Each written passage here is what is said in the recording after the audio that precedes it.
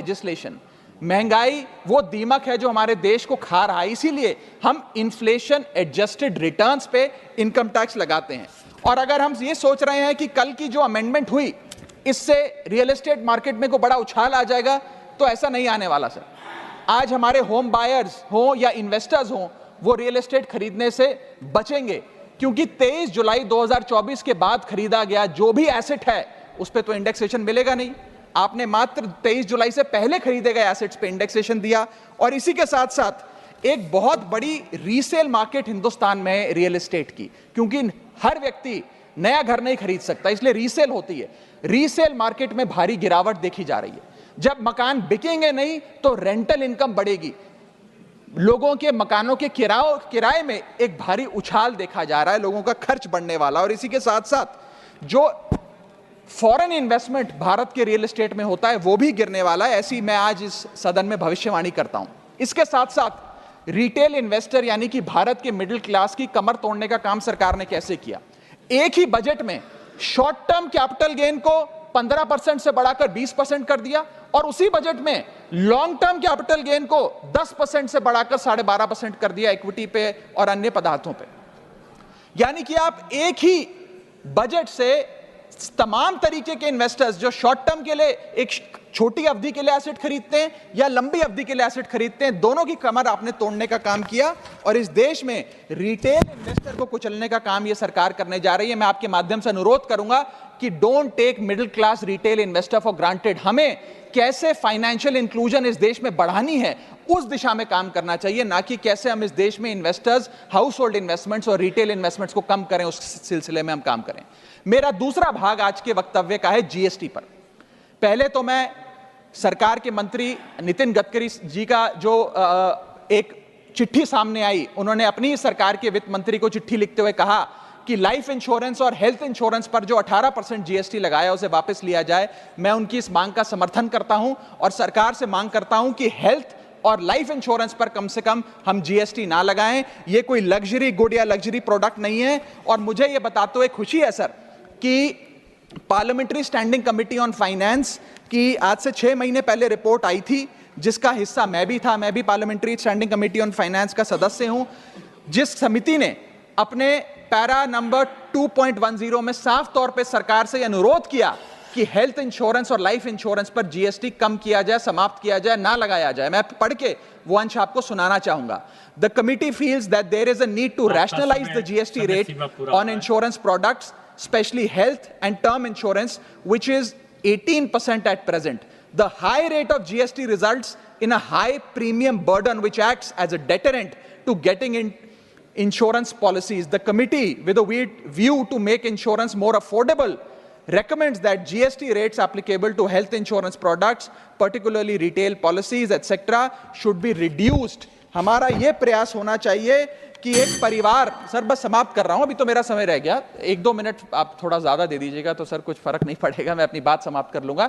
Health insurance पे और life insurance पर हमें टैक्स समाप्त करके लोगों को इंसेंटिवाइज करना चाहिए कि ज्यादा से ज्यादा परिवार भारत के हेल्थ इंश्योरेंस के कवर में आए, लाइफ इंश्योरेंस के कवर में आए। जो मैं सरकार से मांग करूंगा। और सर एक बड़ा इंपॉर्टेंट पहलू मैं आपके सामने हाईलाइट करना चाहूंगा। इस देश में इन्फ्लेशन पर भी जीएसटी लग रहा है। वो कैसे लग रहा है? एक प्रोडक्ट जो 100 रुपए का बिकता था उस पे 18% जीएसटी हुआ करता था। आज वो वस्तु महंगी हो गई, 100 से 150 रुपए की बिकने लगी, अब 18% 150 रुपए पे लगने लगा। यानी कि 50 रुपए की जो महंगाई है उस पर भी सरकार जीएसटी लेने लग गई है, which is GST on inflation. मैं चाहूंगा कि सरकार इस पर विचार करे। और अंत में सर अपनी बात समाप्त करने से पहले एक और दिलचस्प मुद्दा आपके समक्ष रखना चाहूंगा, which is problem of multiple taxation. हम लोग एक ही चीज पर न जाने कितनी बार टैक्स भरते हैं। जैसे कि जब आप पैसा कमाते हैं तो इनकम टैक्स भरते हैं, उस इनकम से आप गाड़ी खरीदते हैं तो गाड़ी खरीदने पर जीएसटी देते हैं, जब गाड़ी खरीदते हैं तो रोड टैक्स भी सरकार आपसे वसूलती है, फिर रोड डेवलपमेंट सेस भी आपसे लेती है, अब आप मोटर इंश्योरेंस भी कराएंगे गाड़ी का तो उस पर भी जीएसटी लेती है, और उसके बाद आप जब पेट्रोल या डीजल भरवाएंगे उस पर भी सेस और वैट लेती है, और अंत में जब आप अपनी गाड़ी को सड़क पर चलाएंगे तो टोल टैक्स के नाम पर जनता से पैसा वसूलती है। That is multiple taxation points. इतने सारे टैक्सेशन ओवरलोड कर कर हम इस देश के आम आदमी का खून चूस रहे हैं सर। और सबसे बड़ी प्रॉब्लम इस देश की आज जो बनती जा रही है आम आदमी के लिए, वो है टोल टैक्स। सांसद और मंत्री को टोल टैक्स नहीं देना पड़ता, हमें छूट है टोल टैक्स से, लेकिन इस देश के आम आदमी को हर जगह टोल टैक्स देना पड़ता है। एक रिपोर्ट के मुताबिक हाईवे पे 2 रुपए प्रति किलोमीटर का टोल टैक्स इस देश के आम आदमी को भरना पड़ता है। और अंत में अपनी बात खत्म करूंगा मैं एक कविता सुनाकर, थोड़ा सा सर और इंडल्जेंस चाहूंगा। और इस टैक्स रिजीम के बारे में 4 पंक्तियां लिखी हैं सर, मैं आपके सामने पेश करना चाहूंगा। सरकार का एक सूत्री मिशन है टैक्स, सरकार का कमीशन है टैक्स। जगने पे टैक्स, सोने पर टैक्स, हंसने पर टैक्स, रोने पे टैक्स, खाने पे टैक्स, पीने पे टैक्स, बच्चों की पढ़ाई पे टैक्स, बुजुर्गों की दवाई पर टैक्स, फसलों की बुआई पे टैक्स, ट्रेन और यात्रा हवाई जहाज पर टैक्स, खरीदने पर टैक्स, बेचने पे टैक्स, फैलने पे टैक्स, समेटने पे टैक्स, सड़क पे टैक्स, आसमान पे टैक्स, गाड़ी पे टैक्स, मकान पे टैक्स, सपनों पर टैक्स, अरमान पे टैक्स, खुशी पर टैक्स, मुस्कान पर टैक्स, दिन रात की गाड़ी कमाई पर टैक्स, किताब पर टैक्स, सियाही पर टैक्स, सब्जी पर टैक्स, मिठाई पर टैक्स। सरकार जनता से वसूल रही है बीजेपी से दिल लगाई पर टैक्स। बहुत बड़ी खुशी है कि आज से कुछ दिन पहले इंडेक्सेशन पर जो तमाम सदस्यों ने अपनी राय रखी थी, मैंने भी अपनी बात रखी थी। हमारी उस राय के उस सुझाव को माननीय वित्त मंत्री जी ने स्वीकारा और आज से 2 हफ्ते पहले इंडेक्सेशन जो भारत के इन्वेस्टर से छीना गया था वो बेनिफिट पार्शियली रिस्टोर किया गया है। लेकिन ये एक बहुत बड़ा प्रश्न चिन्ह खड़ा करता है भारत सरकार की टैक्स पॉलिसी पर कि कितनी कंफ्यूज्ड है हमारे देश की टैक्स पॉलिसी। 23 जुलाई 2024 को आप कहते हैं कि हम भारत के इन्वेस्टर से इंडेक्सेशन वापस ले रहे हैं, और ठीक 2 हफ्ते बाद 6 अगस्त को कहते हैं नहीं नहीं नहीं वापस नहीं ले रहे, इनको वापस पहुंचा रहे हैं।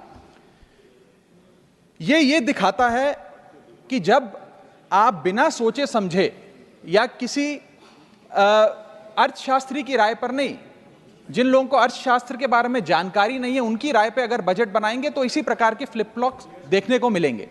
सर मैं बताना चाहता हूं कि इंडेक्सेशन को भारत के निवेशक से छीनना उसकी कमर तोड़ने जैसा है।